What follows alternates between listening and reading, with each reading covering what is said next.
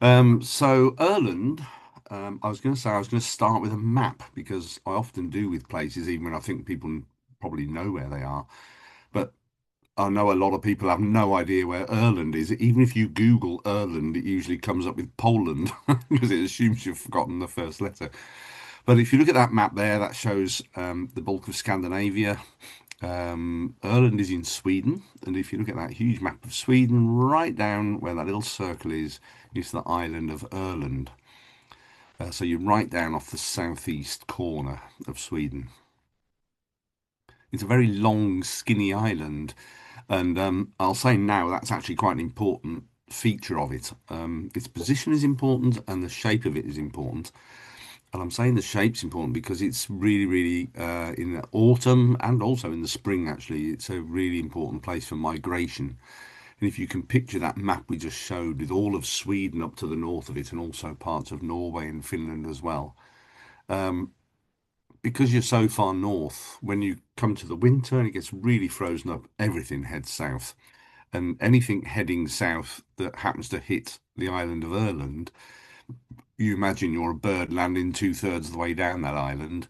If you're heading south, you'll work your way down through the island until you get right down to the bottom end.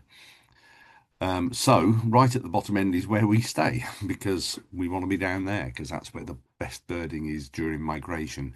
And I'll say now the autumn trip we do is all about migration. That's what's going on.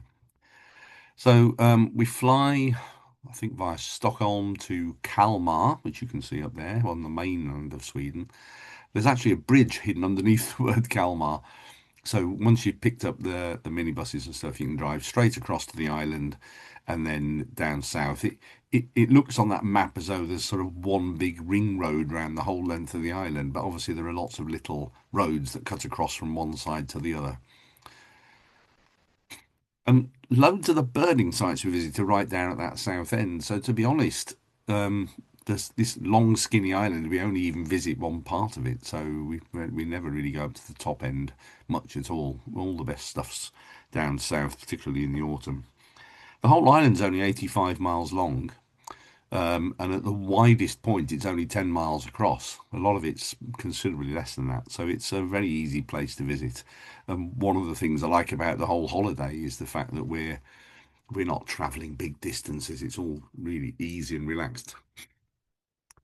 The arrow there pointing to Gamelsby Garden is important. That's where we stay.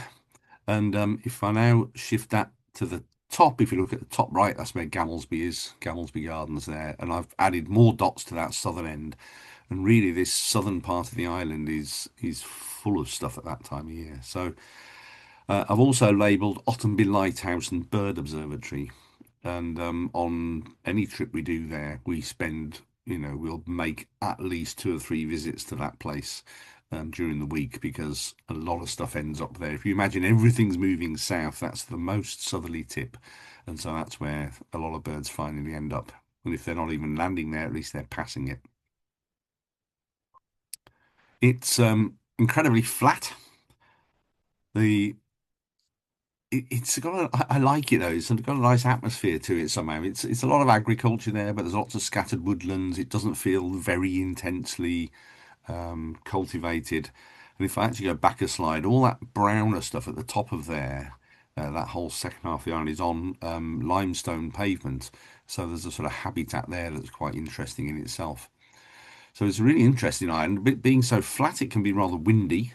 And one of the features of the island that it's famous for is all these windmills. There are heaps of windmills. They're all over the place. Most of them not in use anymore. Some of them are still well, they're not in use, but they're almost like museum pieces. One or two you can go inside, but they're quite a feature of the island, really. This is where we stay. This is Gamelsby Garden itself. Lovely, lovely place, run by a delightful couple called Suzanne and Stefan, who are just the loveliest people. They're really very caring and want to make sure we have the best time there. And it's just very comfortable. It's a really nice place to be based. The rooms are lovely. The food's fantastic. I mean, seriously, seriously good. Lovely little dining room and area where we can do the checklist afterwards. So it's perfect base for us, really. And it's only about, I suppose, if you just drove it without stopping at all, you'd probably be down at the lighthouse area where the bird observatory is in 20, 15, 20 minutes, I suppose, probably. Um, so we've traditionally always gone in October, but in recent years we've had people saying to us, "Oh, you should come in May. May is brilliant. There's loads of flowers. There's nesting birds that you don't get in the UK and all sorts."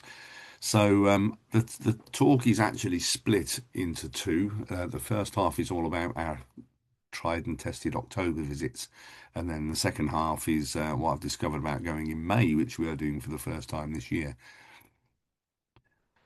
So in October, um, it's all about migration, as I already said, and this is actually the lighthouse at the bottom end that I've already been talking about quite a bit. And as you can see, there are lots of bushes and trees around the lighthouse. That building on the left that just looks like somebody's bungalow is actually Ottenby Bird Observatory, and it's a key site for us as well. I'll explain why in a few minutes. But they do a constant ringing effort thing there, which is of interest to us. So. So I could virtually guarantee that on the first morning, that's where we'll go. And heading down the island, I know I said it's sort of 15, 20 minutes or so to drive down to the lighthouse, but in actual fact, it takes always a lot longer than that because there are birds all over the place. One of the things you have to get your head round when you're visiting Ireland is that in the autumn, when birds are migrating, these are birds living in a place that gets very, very, very cold in the winter. Like, you're talking -20 in the daytime sometimes and stuff. Lots of snow, lots of ice, not a lot of insects. The berries all freeze solid. So it's not hospitable place if you're a bird. So if you look at this mashup of birds here. There's tree sparrows and blue tits and tree creepers and yellowhammers and linnets and robins and all sorts of things. And we don't tend to think of some of these birds as migrants in the UK. Okay, so brambling we'd think of that as a winter bird here, but dunnock, you see that under your bird table all year round. So we wouldn't think of a lot of these as migrants, woodpeckers, for example, but in Ireland they are, and so for the whole of Scandinavia really. So you will, as you're driving down the island, you'll quite often see, flocks of linnets, and there might be lots of robins perched here and there, or yellowhammers or whatever. And all of these birds are on the move. And you kind of get this sense of movement when you're there, even if you've got a bunch of goldfinches in some thistles or something. If they fly, they're going to fly south. So they may well move on to another patch of thistles, but it's nearly always further south than the patch they just left. It's really interesting to see. And you'll have flocks of wood pigeons, and there'll be jackdaws, and there'll be all sorts of things all on the move. And so as we head down towards the lighthouse on that first morning, you're passing all these birds. And the thing is, it depends partly on the weather as to how much movement's going on. Sometimes some of these birds that you might be expecting have already left. Sometimes there's not many golden plovers, for example. Other years there can be thousands of them. And the weather's crucial to all this. There's some lovely juniper bushes as you're heading down the last little section before you reach the lighthouse, and there's quite often great grey shrikes there, for example. And then what happens is as you head south, there's fields, there's woodland, there's a final big area of woodland that's particularly famous. And then you get beyond that, and it's like this. It's this big area of very short cropped grass, often cropped by geese, to be honest. So lots of barnacle geese. This sort of wet area out there, a bit of a pools and muddy bits and chance of waders and ducks and all sorts out there. Um, there's always brent geese, usually lots of barnacle geese.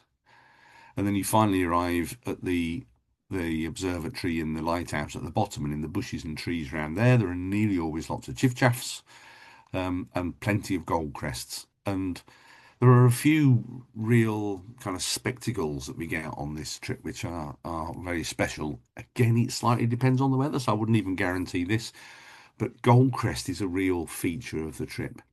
If you think about that original map I showed you, and the huge area of Sweden and Finland and Norway and stuff to the north of where we are, um, an enormous percentage of that land is covered in conifers, and those conifers are full of nesting goldcrests, which would never survive the winter there. So the number of goldcrests heading south can be in the millions, literally. And there have been some years, I would say, I've probably done this trip about 8 times now, and on at least 3 or 4 of them, we've had a fall of gold crests where it has been the kind of magic moment for most people, despite all the other amazing stuff we've seen.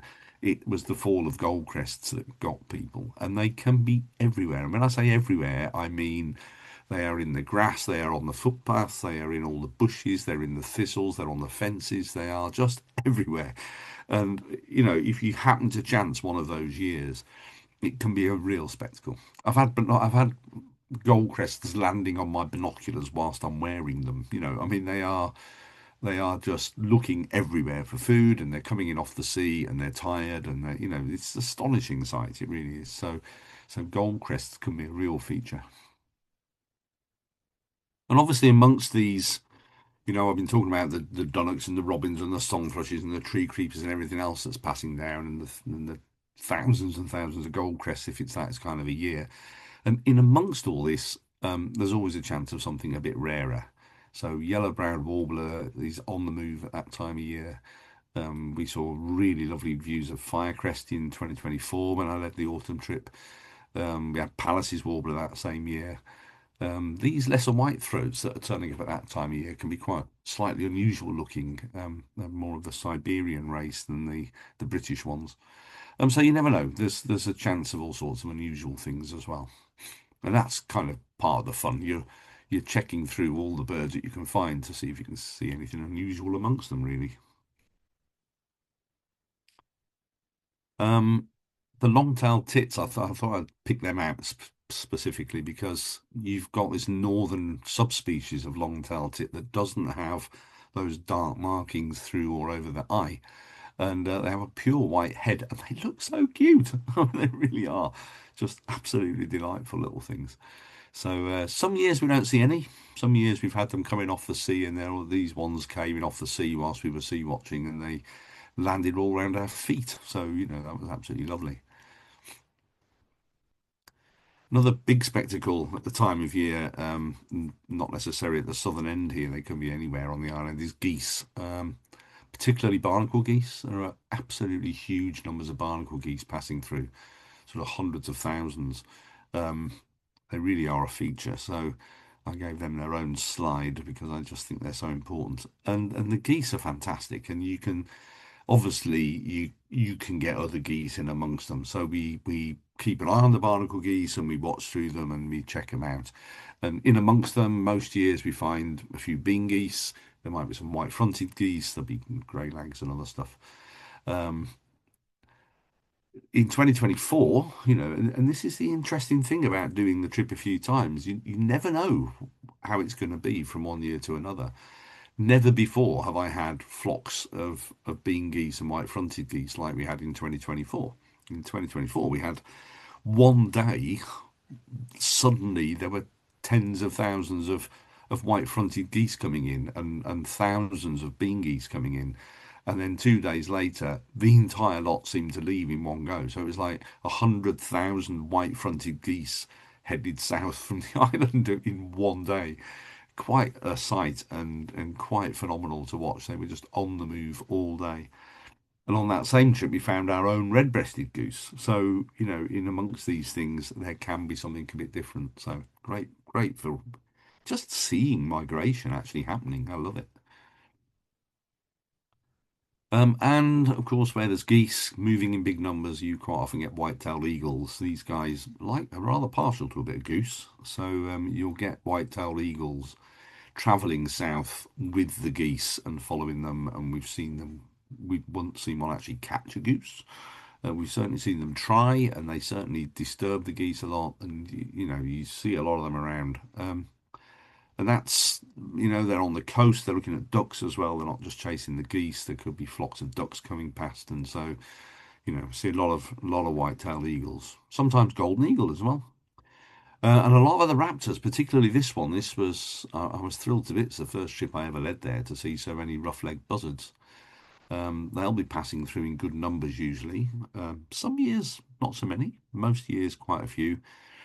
And I mentioned that as you head south, there's a final big bit of woodland that's quite important. And one of the important things about that piece of woodland is it serves as a roost for raptors. So there'll be raptors heading south during the day, and they might get as far as that bit of woodland, and you can almost see them thinking, "Do you know what? I'm not going to head out to sea yet. I'm just going to spend the night here and go down the next day." And so the numbers will increase. So the following morning, if you're there at the right time, sometimes you'll get big numbers of raptors coming out of there.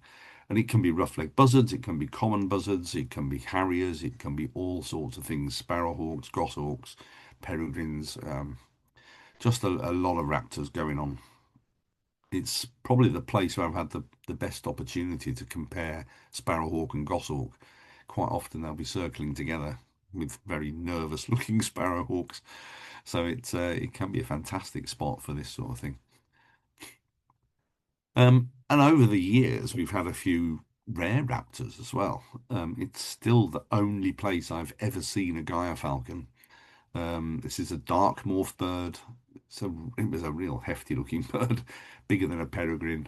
I think when I first spotted it after it had caught that goose up in the top left there, I think we thought it had caught a pillow and ripped a pillow open. Feathers everywhere. It was an unbelievable number of feathers. It was plucking away at this goose. So I think it was a Brent goose it had caught, but you can see the size of the. If you think that's a Brent goose it's standing on, you realise how big the Gaia falcon is. And I've seen pallid harrier there two or three times. And the very first trip I ever led there, something a long time ago, there was a steppe eagle, and that was hanging through for its second year. And you kind of think, what on earth was that doing there? That's a very, very, very lost bird. There's no route a steppe eagle is going to be taking from anywhere to anywhere that goes via this place, but somehow it's got itself lost. And that's the thing with migration. Some of these birds just get 180 degrees out and end up in completely the wrong place. So you never know. You never know what you're going to get. But no promises. I thought I'd stick that in quick before anybody said, "Hey, when you showed us the talk, you saw a guy a falcon." I'm like, "Yeah, I know." But most of these I've seen once. Most of the rarer things, so you can't expect that. Um, I've got a couple of photographs from the top of the lighthouse. You can pay a little bit and go up the lighthouse. We usually do that for people. And you get a cracking view if you're looking north. So you are, as I say, right at the southern tip. The building below you there is all to do with the bird observatory. And then I'm just going to swing left and right with the next couple of photographs looking down towards that area, which is it's interesting. When you're on the road there, that stretch of water looks really narrow, and you realise when you're up there that it's wider than you think. And that can be really good for all kinds of different ducks. It can be good for waders, can be good for things like well, cormorants. I'll show you a photograph in a second. Caspian gulls sometimes, so you never quite know what you're going to get there. But a nice mix. I've seen, green shank and godwits and purple sandpipers and all sorts. Looking the other way, there's a couple of close-up pools there, but in the background, further away, you can see a much bigger pool. You can actually walk out through the woodland, which you can just see at the top left, out to that pool, and that's worth doing. That can get bigger waders, things like curlews and avocets and godwits and things, and raptors and all sorts. So it's a good area, and walking out there on that flat area, we've seen things like Richard's pipit some years, so you never know. That was the flock of cormorants. I mentioned cormorants a moment ago, and if you look at that little inset at the bottom there, you can see a whole mass of cormorants all sat on that island. Sometimes there can be thousands of cormorants all there. They're migrating too. If you don't think of them as a migrant, it seems a really odd thing to think of cormorants migrating, but yep, they're all heading south. You can also often spot seals on the rocks down there. This is again a photograph taken from the lighthouse. And I put it in because I thought it was interesting to compare. There's common seal and grey seal there, pretty much side by side, almost in the same pose and angle, and you can really see the difference in size of those two species. I don't think I'd ever twigged till then just how much smaller than a grey seal a common seal is. So yeah, quite significant. This is us bird watching on a grim day. They're kind of aware of the fact that it can be really windy, so they've kind of made one or two of these shelters. find these in a couple of places where they kind of have this windshield in almost each direction. So wherever you are, you've got somewhere where you can hide out of the wind. Same around the bird observatory, there's always somewhere where you can get out of the wind and set your scope up. One of the lovely things we do when we visit is we ask at the bird observatory if we can have a little session being shown how they ring the birds. It's a very long ago established bird observatory. They've been doing ringing there for many, many, many years. And they do something called a constant effort ringing thing where they put in the same number of hours and the same amount of effort with the same number of mist nets open and so on. So that can give them a feeling for the trend in the number of birds that are passing through each year. So they can compare year on year, and over many, many, many years, they've actually picked up on all sorts of trends in bird numbers and things as a result. And they do a little demonstration for us. This will be the main ringer on the right there, who's going to show us what to do. And they have mist nets, and then they have what they call Heligoland traps, first developed on the island of Heligoland, north of Germany. And these are like a huge, how do I describe it? It's a big, big, um, like they're a big frame with netting over it that includes inside it lots and lots of bushes and scrub and whatever. And so if you come in at the open end, any birds that are inside, you can sort of frighten them effectively down to the narrow end. And at the narrow end, they finally end up at this setup at the one end, and there's a mirror set up there. So it looks to the bird as though this is a route out. And when they go through the hole towards this daylight that they can see, they end up in a little black box. Um, that box has a little slit in the side. The ringer can put his hand in, catch the bird inside, put it inside a little bag to take to the ringing station, and that's where they ring it. And here you can see some of the ringing going on, and again, lots of gold crests. Quite a lot of the time when we've done this, we've seen gold crests, but also robins. We've seen them doing song thrushes and blue tits and great tits and all sorts of things. Occasionally, we've had astonishing finds. So one year we were there, they actually caught a rough-legged buzzard in one of the mist nets, which must have been quite a shock to it, or certainly a shock to the birds it was chasing. So we got to see a rough-legged buzzard in the hand. Another year we had they do a thing called clap netting. It's like a kind of a net which they can fire over the top of ducks and things. There was a guy there very keen on that, so they were catching. That's a widgeon, bottom left, that lady's holding. And occasionally they play owl calls at night to see if they can trap owls, and they get things like long-eared owl. But that's actually a Tengmans owl at the bottom right, and we've only ever been lucky enough to witness that on one occasion. But you never know. Every year is different, as I said. Excuse me. And again, that's just looking out at this area of water just outside. So you'll quite often find if you hang around the bird observatory, you can keep looking into the bushes, see if anything unusual's turned up.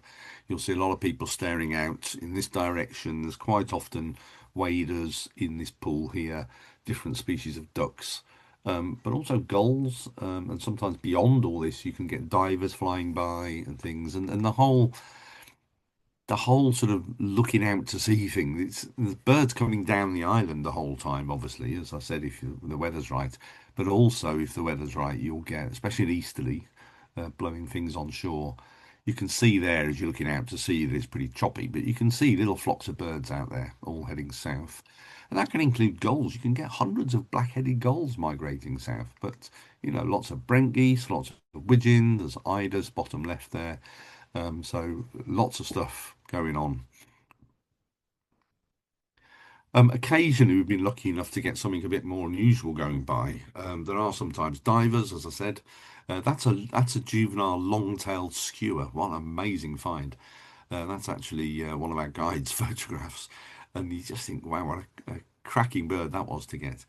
I know other guides have been lucky enough to see king eider going by with eiders or red-breasted goose or whatever. So other birds can turn up in amongst these more common things, and obviously Arctic skewer is much more likely than long-tailed, but we were lucky enough to get the rare one. One more feature of the autumn is cranes, common cranes. Again, one year we were there and everything had already gone through. But most years we see, good numbers, often in the hundreds, sometimes in the thousands of common cranes migrating through here. I just love them. I really got a bit of a thing about cranes. I love the sound they make. I love the sight of them when they're moving. They're just fantastic birds, and we see lovely, lovely flocks of them often in the fields where they've got crops going on. They seem to like these old cornfields that have been cropped. They're mainly cropped for silage rather than for the corn, but they seem to like it. There must be something in there. And you get some lovely moments with cranes where the lighting's just right to catch them and stuff like that. So I do. I've got a real thing about cranes, so it's always a real treat if we can get some good views of them. And then it's just a case of trying out as many habitats as you can. Um, you can just you can spend a lot of time just in the bird observatory area and also in nearby areas and looking at the fields and checking the geese and looking at the cranes and doing all this stuff and the raptors and all that I've been talking about. But there's other habitats to check. There are some lakes, there are some reed beds, there's some quite nice bays that if the water levels are right and there's some mud showing, you can get interesting waders. You can get, as I said, various lakes and things. These pine forests in the background there. Occasionally, we've been lucky enough to get black woodpecker in there, or maybe lesser spotted woodpecker passing through, or whatever. So you never quite know your luck. This is the spot where we found our red-breasted goose in 2024. It looks out over a big bay that often gets a nice mix of waders, and you can get spotted redshanks and maybe a wood sandpiper or something coming through in the autumn. So it's worth just turning up anywhere and having a scan, see what you can find. And then the other thing is little places like this. So you've got fields there, but in the background, a little cluster of buildings and a few trees. Looks like nothing, but it's almost like a little oasis of trees in this sea of fields and sea, and that can turn up something unusual. Somewhere like this can turn up a black redstart, for example. You never quite know what you're going to find. And again, here we are having lunch beside a whole load of bushes and stuff. And these taller trees near the coast can be quite good for flycatchers. And I can't pretend that we're not also up for the old twitch. So I've not found very many rarities myself for myself. Red-breasted goose. We found our own yellow warblers and things like that. But there have been some fantastic birds found on the island by other people while we've been there. And I'm certainly not going to ignore something like a buff-breasted sandpiper and certainly not a hawk owl. That's still like one of only two hawk owls I've ever seen. So when that turned up, everybody on the island was there looking at it. It was just fantastic. But it creates a really nice atmosphere, and the Swedish bird watchers who are there are always really friendly.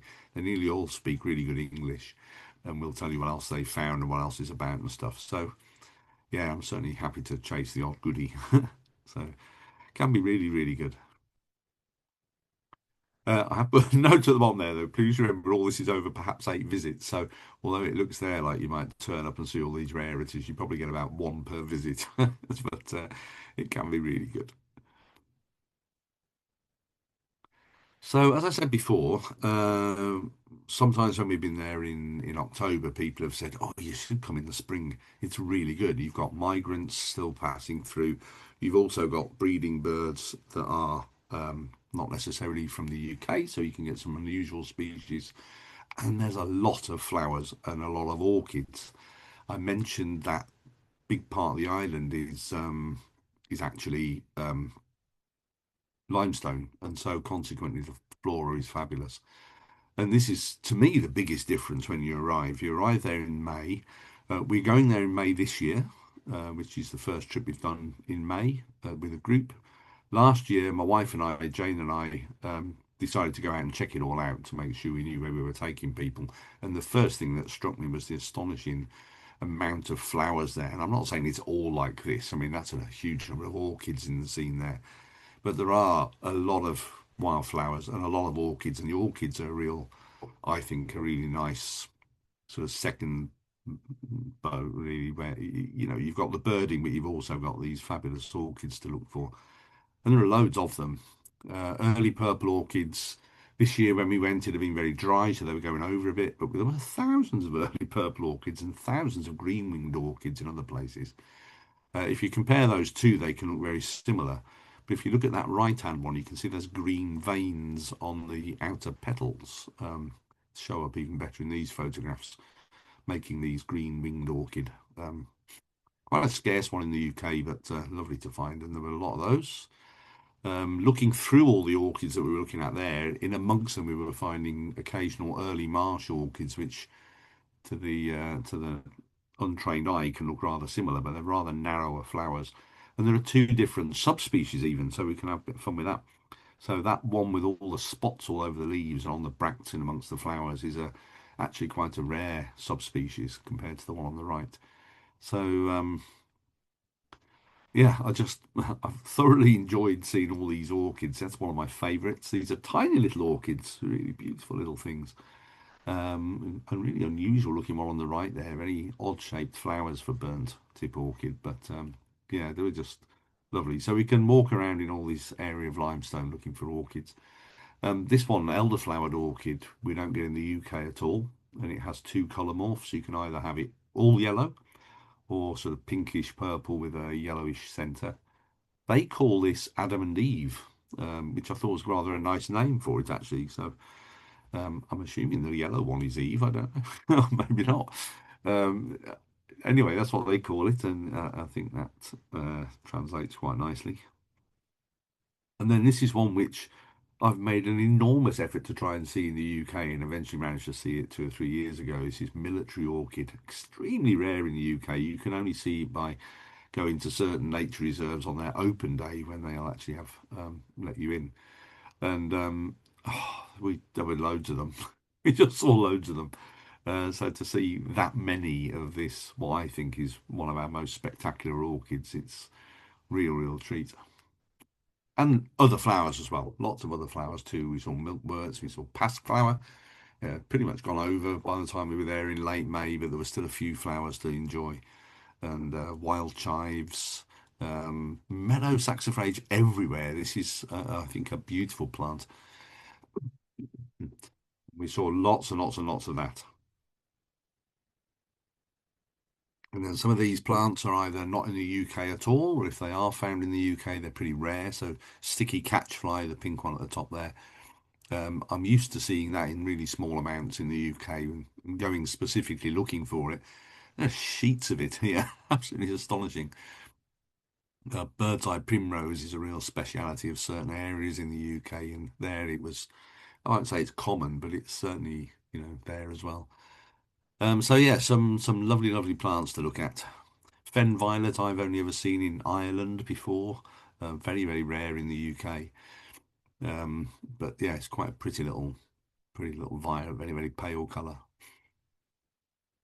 And there's a couple of real specialities. These are well, this is Erland rock rose and Erland wormwood. Both of these are only found on that island, so it's worth making an effort to see them. You don't have to work very hard; they're not too rare. And it's interesting that when I tried to work out how different Erland rock rose is to hoary rock rose, because I thought it looked very similar, it turns out it actually is hoary rock rose. The Latin name for hoary rock rose is Helianthemum erlandicum, which actually means from Erland. So interestingly, its Latin name, even for the one you get here in the UK, it's still that Latin name. But it's actually a separate subspecies, so it's not technically a different species, but it certainly does. There's a lot of it, and it's really pretty. We still, even in the spring, make a big effort to go down to the bird observatory a lot. This is at the back of the cafe, which is down at the southern end of the nearest to the lighthouse, and there's lots of little scrubby bushes and things there. And again, we're keeping out of the wind and in the sunshine and enjoying the bird watching around the back of there. So we still make a big effort to go there, but we also probably put a bit more time into the forest there, the big woodland, as you're going down the island, and other areas of woodland too. Again, it's very interesting botanically. There are plants there that we don't see very commonly in the UK, herb Paris and lily of the valley and things like that. So well worth a look for the plants, but also great birding. There's a lot of nice birding there. So stuff like wood warbler, There could be red starts. There could be, I mean, obviously all the usual common breeding birds you'd expect in that sort of woodland. But tree pipits, where it's a bit more open. And I think the nuthatches are really lovely there. They're a subspecies from the continent with much whiter undersides, which can look really smart. And there's great spotted woodpecker, and sometimes other woodpeckers still migrating through. Black woodpeckers were seen there whilst we were there, but not by me. Um, Golden orioles pass through in the spring, so it's worth keeping your ears open. They're almost impossible to see, but certainly you've got a chance of hearing them. And then there are one or two key birds, I would say. So when we're going to go in May, we will be certainly looking out for this one. This is collared flycatcher, similar to our pied flycatcher, but I think even better. They've got these lovely big markings on the forehead, lovely white collar goes all the way around the whole of the back of the neck, and they've got nest boxes up for these guys. So if you can find out where they're nesting, you've got a really good chance of seeing them.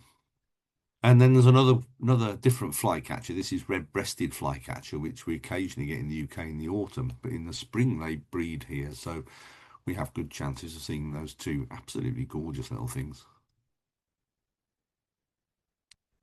This is Icterine Warbler. It's got a fantastic song, well worth hearing. Lots of really electric, buzzy sort of bits in it, which I think are worth hearing. It's a really super bird. Can be quite tricky to get a good view like that, but it's a good sized warbler actually, at least the size of a blackcap, maybe even bigger. So we'll listen out for those. That's thrush nightingale on the right. We hear those all over the place. Kind of the background noise of the island, really, along with the Icterine warbler. But very, very difficult to get to actually see it, a bit like a common nightingale. But we managed eventually to get a good view of one. Common rosefinch is trickier. They seem to be get sick this year when Jane and I were there. People were certainly seeing common rosefinches, and we were chasing around seeing if we could find one, and we never did. That one was taken on another trip I've done, but it's they certainly are there, and I think we'd have good chances of finding them. And then there are a few other interesting places to go, which I've never been on to in the autumn trips, but I got sucked into going there partly because of the plants. This place, Ismantorp Fortress, was fantastic. It's the top left picture there shows the kind of layout of what was there. It's a sort of a barracks, I suppose you would call it. So it had all these rooms inside there for soldiers or whatever, I presume. Either that or everybody could pile in there if they were attacked, and so there was rooms all laid out. When you're there, a lot of it's obviously fallen down. You can see the wall in the background. That's Jane there, sitting amongst a load of orchids. Um, that wall in the background is as much as has left. It's kind of collapsed a lot, and as you can see from the top right photo, you can sort of see the layout when you're in there. It's a bit hard to make it out, so it's useful to see a map of what it's like inside, but quite a fascinating place. But also great to go to because of the plants. I mean, there's square-stemmed Solomon seal growing in amongst all the ruins, and this is the one place we managed to finally catch up with the fly orchid, and then sword-leaved helleborines and more military orchids and all sorts of other stuff. So great place. And not far from there, we saw this plant. This was um, it's effectively like a wood anemone, but on steroids. It's huge. It's way, way bigger than a wood anemone. You can see the size of the flower compared to those cowslip heads. You know, the cowslips have gone over by late May, but you can see just how big the flowers are on these things. They're beautiful looking things. It's called snowdrop anemone because when the flowers first, before they open, they kind of nod and sort of droop a bit like a huge snowdrop. But then once they open up, they look like this, which are they're almost like a poppy or something. Beautiful thing. I mentioned this place. This is the king, Carl Gustaf, built a wall quite some way south on the island. So you're not actually that far north of that bit of woodland where I was suggesting we go to. And it cuts all the way across from one coast to the other. It's a substantial wall, and his aim was to have fallow deer to the south of the wall between there and the lighthouse, so that he had some hunting to do. So the fallow deer are still there. That's that woodland in the background, and these fallow deer are all to the south of the wall, pretty much. I don't think I've ever seen one to the north of it. But the wall itself is quite interesting to look at, and it also has some quite nice habitat along beside it. So we were walking out into this area, following the edge of the wall for part of it in this spring trip. That's shrubby sankfoil in the foreground, which is a rare plant in the UK as well. But loads and loads of flowers, and then in amongst the scrubby bushes, this was our target there. This is barred warbler, an astonishingly unbarred barred warbler. It's clearly an adult male. It's got a yellow eye. And you can see some barring on the chest there, on the belly. And you look in the bird book, it looks like it's going to be barred like a sparrowhawk, but it's clearly not as well marked as that. But still, really nice to see. And again, they nest in that area in the same sort of habitat you might look out for white throats in or something. We saw redback shrikes there, also in other places of similar habitat on the island. And we're not very far away from a lovely little reserve, which was entirely there for the flowers, including this one. This is quite a rare plant in Europe. These are big yellow flowers, and they're perfect at this time of year. So you've got to make the effort to see those. And then a few other places. You might remember that map I showed at the beginning. There's so many dots down the southern end of the island. Lots of places you can pop into. This is a place called, well, I hesitate to pronounce it because I'm terrible at pronouncing the Swedish names. It's spelt it's spelt Gronhogen or Grönhogen or something like that. And this was the roof of one of the buildings there had these gulls nesting on it, and there's a lot of herring gulls, but there's also a few of these lesser blackback gulls, which those people who know me well know I'm into me gulls, so I was quite excited to see these. These are a Scandinavian subspecies of lesser blackback, also known as Baltic gull. And they are really, really black actually compared to most lesser blackbacks and very elegant, very long, slim wings and rather lovely. So I was rather pleased to see those. Also nearby is a nice little pond or lake, probably big enough to be a lake, I guess. And we were thrilled to see red-necked grebes effectively trying to build a nest there. And they were very, very busy collecting huge beakfuls of this weed, which they were piling on top. And as fast as they were piling it on, it was sinking. I presume eventually, if they had enough, it floats. But it seemed to me that they were making a huge effort and it wasn't getting any bigger. But still, it was just lovely birds to see. I mean, to see these in breeding plumage is a delight. Where you think if you see them off the coast in the UK, they just look black and white in the winter. So lovely to see them like that. We also had Montagu's Harrier. We had fabulous views of Montagu's Harrier. These are such a great bird, so elegant. They've been working very hard there to protect them. They nest in the crops and they make a big effort with the local farmers to make sure the nests don't get damaged. And there are probably about 40 pairs there now, so really, really good. This is black-tailed godwit. They nest there in small numbers. Nice to see those in breeding plumage. And there's some of the same species you see in the autumn. You still see cranes passing through. You still get barnacle geese passing through, and they're still being followed by white-tailed eagles. And I suspect white-tailed eagles probably nest on the island as well, to be honest. We certainly saw plenty of them.